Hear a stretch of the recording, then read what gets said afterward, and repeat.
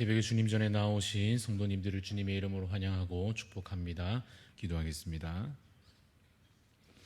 사랑의 주님, 우리를 죄악에서 구원하신 여호와 하나님, 참으로 우리의 영원한 기업 되시니, 우리의 생명 되시니 주님, 우리와 영원토록 동행하여 주시옵소서. 우리의 삶의 목자 되어 주셔서 우리를 푸른 풀밭으로 쉴만한 물가로 인도하여 주시고, 또 때로 사망의 음침한 골짜기로 다닐지라도 주와 동행함으로 참으로 우리가 주의 은혜 안에 늘 거할 수 있게 하여 주시옵기를 간절히 소원합니다. 우리의 일생 그리하여 기쁠 때에나 슬플 때에나 주님을 의지하여 목자 되신 주님 안에 거하며 참 평안을 누리는 저희의 삶이 되게 하여 주시옵소서. 예수 그리스도를 우리 생명의 주로 믿고 그렇게 우리가 마음속에 늘 품고서 그 믿음으로 말미암아 환난을 이기며 천국에 온전히 이르기까지 믿음으로 소망 가운데 살 수 있도록 하나님 우리와 동행하여 주시옵소서. 우리 대한 가족들을 위하여 기도합니다. 연약한 지체들을 하나님 늘 기억하여 돌보아 주시고, 주님, 우리가 또한 각 지체된 자로서 형제 자매 되었으며 한 몸 되었으니 사랑으로 서로 돌보며 기도하기를 힘쓰는 우리 공동체가 되게 하여 주시옵소서. 이 여름 성경학교와 또 수련회가 진행되고 있습니다. 하나님, 이 기간을 통하여서 어린 자녀들, 우리 학생들, 청년들이 그 신앙이 자라가게 하여 주시사 세상에 많은 지혜가 더 커져가는 것보다도 정말 말씀을 더 알며 또한 주님 기도로 더욱더 깊이 하나님과 교제하며 온전히 그 삶을 하나님께 내어 맡기는 참 지혜를 이 여름에 더욱더 얻을 수 있도록 하나님 은혜를 더하여 주옵소서. 또 우리 교회 모든 성도님들 참으로 모두가 주의 제자로 세움받게 하여 주셔서 참으로 주님의 귀한 일꾼들 되어 주님의 사명을 더욱 함께 협력하여 잘 감당하는 우리 대한교회 되도록 주님 은혜를 베풀어 주시고, 또 이를 위하여 섬기는 우리 담임 목사님과 장로님들과 또한 우리 교회 모든 성도님들이 참으로 한몸 되어 주님의 나라를 힘써 이루어가는 주의 일꾼들 되게 하여 주시옵소서. 감사를 드리옵고 살아계신 예수 그리스도 이름으로 기도드리옵나이다. 아멘. 네, 오늘 주시는 하나님 말씀은 역대상 2장입니다. 역대상 2장 1절에서 24절까지 말씀입니다. 역대상 2장 1절에서 24절까지 말씀 교독하여 읽겠습니다. 이스라엘의 아들은 이러하니 르우벤과 시므온과 레위와 유다와 이사갈과 스불론과 단과 요셉과 베냐민과 납달리와 갓과 아셀이더라. 유다의 아들은 에르와 오난과 셀라니, 이 세 사람은 가나안 사람 수아의 딸이 유다에게 낳아준 자요, 유다의 맏아들 에르는 여호와 보시기에 악하였으므로 여호와께서 죽이셨고, 유다의 며느리 다말이 유다에게 베레스와 세라를 낳아 주었으니 유다의 아들이 모두 5이더라. 베레스의 아들은 헤스론과 하물이요, 세라의 아들은 시므리와 에단과 헤만과 갈골과 다라니 모두 5사람이요. 갈미의 아들은 아가리니 그는 진멸시킬 물건을 범하여 이스라엘을 괴롭힌 자이며, 에단의 아들은 아사랴더라. 헤스론이 낳은 아들은 여라무엘과 람과 글루베라. 람은 암미나답을 낳고 암미나답은 나손을 낳았으니 나손은 유다 자손의 방백이며, 나손은 살마를 낳고 살마는 보아스를 낳고 보아스는 오벳을 낳고 오벳은 이세를 낳고 이세는 맏아들 엘리압과 둘째로 아비나답과 셋째로 시므아와 넷째로 느다넬과 다섯째로 рат데와 여섯째로 오셈과 일곱째로 다윗을 낳았으며, 그이들의 자매는 스루야와 아비가엘이라. 스루야의 아들은 아비세와 요압과 아사엘 삼형제요, 아비가일은 아마사를 낳았으니 아마사의 아버지는 이스마엘 사람 예델이었더라. 헤스론의 아들 갈렙이 그의 아내 아수바와 여리오덱에서 아들을 낳았으니 그가 낳은 아들들은 예셀과 소밥과 아르돈이며, 아수바가 죽은 후에 갈렙이 또 에브랏에게 장가들었더니 에브랏이 그에게 훌을 낳아 주었고, 훌은 우리를 낳고 우리는 블라스살레를 낳았더라. 그 후에 스론이 60세에 길르앗의 아버지 마길의 땅에게 장가들어 동침하였더니 그가 수굽을 헤스론에게 낳아 주었으며 수굽은 야일을 낳았고 야일은 길르앗 땅에서 23 성읍을 가졌더니 그슬과 아람이 야일의 성읍들과 그낫과 그의 딸린 성읍들 모두 60을 그들에게서 빼앗았으며 이들은 다 길르앗의 아버지 마길의 자손이었더라. 헤스론이 갈렙 에브라다에서 죽은 후에 그의 아내 아비야가 그로 말미암아 아술을 낳았으니 아술은 드고아의 아버지더라. 아멘. 네, 오늘 말씀의 제목은 유다의 자녀도 보아스의 자녀도입니다. 유다의 자녀도 보아스의 자녀도라는 제목으로 잠시 말씀을 나누고자 합니다.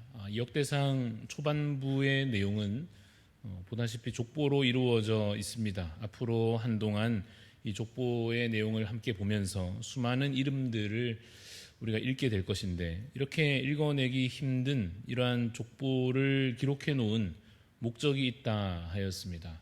그 목적이 무엇이었는가 하면 이 구약의 후반부를 살아가는 유다 민족이 자신들이 하나님의 언약 안에 있음을 확인시켜주고 자신들이 참으로 하나님의 그 놀라운 구원 계획 안에 속하여 있음을 믿게 하는 것이 이 역대기서의 목적이라 하였습니다. 그리고 그러한 목적으로 이렇게 족보가 기록되어져 있는 것이죠. 아담에게 주셨던 그 언약이 대를 이어서 후대 노아에게도 주어졌고 또 수많은 세월을 지나 아브라함에게도 그와 같은 언약이 하나님의 약속이 이어졌고 이제 또 그 약속이 이삭과 야곱을 지나 그 자손들에게로 계속해서 이어져 가고 있는 그러한 그 흐름, 그 연결을 이 족보를 통해서 우리가 함께 보고 있는 것입니다. 그런데 오늘 본문에 특별히 두 사람에 우리가 조금 집중하면서 누가 이 언약의 상속자로 또한 전달자로 이 통로로 쓰임을 받게 됐는가 함께 좀 살펴보고자 합니다. 1절, 2절을 먼저 좀 간단히 보면 1절, 2절은 이스라엘의 아들들 이름이 나열되어 있습니다. 그리고 이제 3절에서부터 본격적으로 그 아들들의 자손들을 보여주게 되는데 3절을 보시면 누가 제일 먼저 언급됩니까? 유다의 이름이 나오죠. 유다는 야곱의 첫째 아들이 아니고 네 번째 아들인데 그럼 왜 첫째 르우벤도 아니고 또 창세기에서 주요 인물로 등장하는 요셉도 아니고 유다가 먼저 나오는가? 이것도 역시 목적에 따른 것이라 할 수 있습니다. 유다 지파에서 누가 나옵니까? 다윗이 나오고 솔로몬이 나오고 유다의 왕들이 나오게 되는 것이죠. 그 유다 나라를 계승하고 있는 것이 바로 이 역대기의 독자들이기 때문에 이 유다를 먼저 언급하는 것이라 할 수 있습니다. 그래서 이 유다는 사실 야곱의 아들들 가운데 아주 중요한 인물, 중요한 믿음의 조상이라 할 수 있겠죠. 그런데 4절을 보면 이렇게 기록되어 있습니다. 4절 말씀을 보니까 유다의 며느리 다말이 유다에게 베레스와 세라를 낳아 주었다 이렇게 기록하고 있습니다.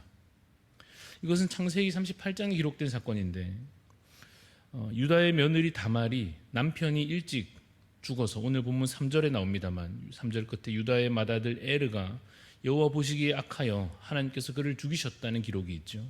그래서 남편이 먼저 죽는 바람에 자녀가 없어서 자녀를 낳기 위해서 당시의 그 관습대로 남편의 동생을 통해 아들을 낳으려 합니다. 그러나 그마저 좌절됩니다. 그 동생이 거부하여서 또 하나님께서 그 동생에 대한 그 태도로 인하여 진노하시고 그 동생을 죽이시는 그러한 비극이 또 일어나죠. 그런데 이와 같은 문제에 대하여서 나름 책임을 가졌던 유다가 그 아들을 그 자손을 이어가는 문제에 대해서 인간적인 반응을 나타내는 사건이 이어지게 됩니다. 막내 아들을 주어서 아들을 낳게 해야 할 것인데 막내까지 혹시 죽을까 하여 다말을 가까이 하지 못하게 하였고 그래서 이와 같이 유다의 아들들도 하나님 앞에 온전치 못해 죽임을 당하고 유다도 두려움과 욕심으로 지혜롭지 못한 결정을 하고 거기다가 결국 이 상황을 참다 못한 다말마저도 며느리 다말마저도 어떻게 했습니까? 어떻게든 아들을 낳으려는 생각으로 유다를 속이고 유다와 동침하는 사건이 발생하고 마는 것입니다. 그래서 결국 유다도 그 며느리 다말도 음행을 저지르게 된 것입니다. 그렇게 하여 낳은 자녀가 4절에 우리 읽은 대로 베레스와 세라입니다. 말하자면 부끄러운 역사요.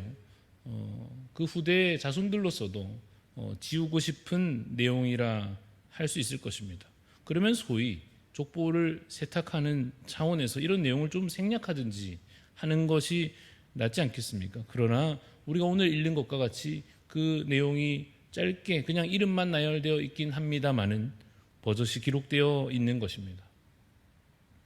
두 번째 인물에 좀 집중하면 12절에 있는 보아스입니다. 보아스가 누구를 낳습니까? 오벳을 낳죠. 누구를 통하여 낳습니까? 우리가 잘 아는 룻을 통하여 낳습니다. 물론 오늘 족보에 룻의 이름이 기록되어 있지는 않습니다만은 우리만 해도 보아스를 알고 그래서 그의 아내가 된 룻을 알고 또한 룻의 출신이 모압이라고 하는 것을 우리가 잘 알고 있습니다. 물론 보아스는 신앙으로나 인격으로나 너무나도 멋진 사람이고 또한 룻 역시도 시어머니 나오미를 참 섬기는 그 모습으로나 또 하나님을 붙잡는 그 믿음으로나 너무나 아름답지만 어쨌든 그는 이방 여인이었습니다. 그래서 마찬가지로 이방 여인과의 이 혼인에 대하여서 기본적으로 금지된 상황 속에 그러한 관계에서 낳은 자녀가 이 족보에 포함되어 있다는 사실이 이 유대인들에게 있어서 껄끄럽게 느껴질 수도 있습니다. 특별히 구약 후기 시대 에스라, 느헤미야 그 시대를 우리가 그 성경을 통하여 읽어보면 이방 여인과의 혼인 문제가 그때도 여전히 중요한 영적 이슈였고 심지어는 거룩함의 회복을 위하여 이방 여인 아내와 그 자녀들을 돌려보내는 그러한 단호한 조치마저 이루어졌던 것을 생각하면 이 모압 여인 룻의 피가 이 족보에 섞여 있는 문제는 분명 불편한 이슈일 수 있습니다. 그러나 역시 버젓이 그 내용이 이 족보 가운데 기록되어 있는 것입니다. 그래서 우리가 이 족보를 읽어가며 알게 되는 사실은 인간의 혈통이나 출신이나 신분이나 어떤 범죄함이나 그 연약함도 하나님의 은혜로 다 덮어진다 하는 것입니다. 사실 사람의 어떠함에 기대서 선발해가지고 이 족보에 한 명씩 한 명씩 넣을 것 같으면 이 유다의 아들들만이 아니라 보아스의 아들 오벳뿐만 아니라 그 외에 우리가 오늘 읽은 이 낯선 여러 이름들도 여러분 사실 자격이 되어서 남을 사람이 과연 얼마나 되겠습니까? 15절에 다윗도 나옵니다만 다윗만 해도 그렇지 않습니까? 얼마나 크고 더러운 죄를 저질렀습니까?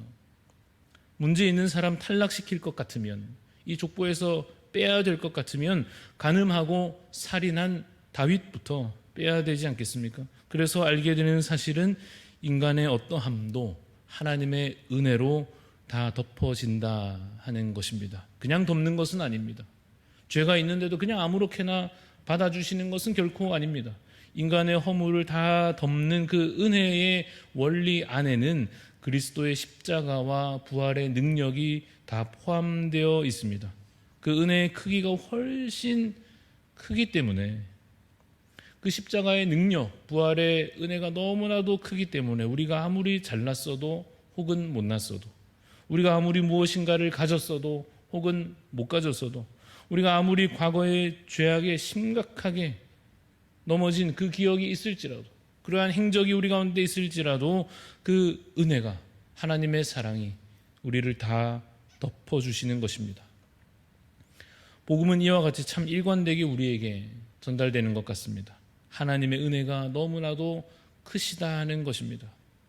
그런데 여러분 그 크신 은혜는 분명 믿음과 연결되어야 할 것입니다. 믿음이란 무엇이냐 한다면 믿음은 하나님 앞에 고꾸라지는 것이다 이렇게 표현할 수 있을 것입니다.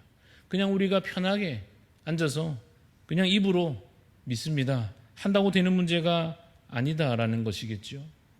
무슨 지식을 머리에 가득 넣어서 해결되는 문제도 아닐 것입니다.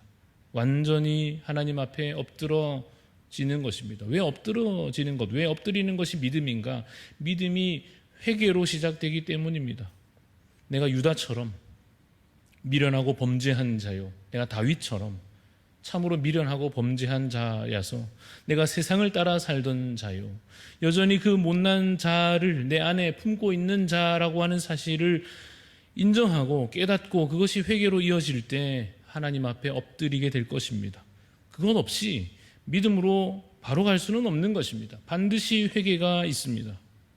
그러면 그 엎드림, 그 고꾸라짐이 하나님 앞에 완전히 낮아짐으로 믿음에 이르게 되고, 그래서 내가 정말 하나님 앞에서 나 자신이 죽고 완전히 하나님께만 의존되어 의탁된 자로서, 완전히 주께 맡겨진 자로서 그리스도께 매달린 자 드디어 되면 그 놀라운 은혜가 우리의 모든 죄와 허물을 다 덮어버리게 되는 것입니다. 사랑하는 성도 여러분, 열심히 하는 신앙도 우리가 늘 챙겨야겠습니다마는, 그러나 오늘 이 아침에는 다시 한 번 더 내가 그리스도 앞에 겸손히 충분히 엎드렸는지, 정말 하나님 앞에 완전히 낮아졌는지 한번 먼저 확인해 보시기를 바랍니다. 그리고 받은 은혜를, 내가 하나님 앞에 믿음으로 말미암아 그 은혜로 인하여 받은 놀라운 은총을 좀 헤아려 볼 수 있는 이 아침이 되시기를 바랍니다. 죄가 깊을수록 은혜도 깊지 않습니까?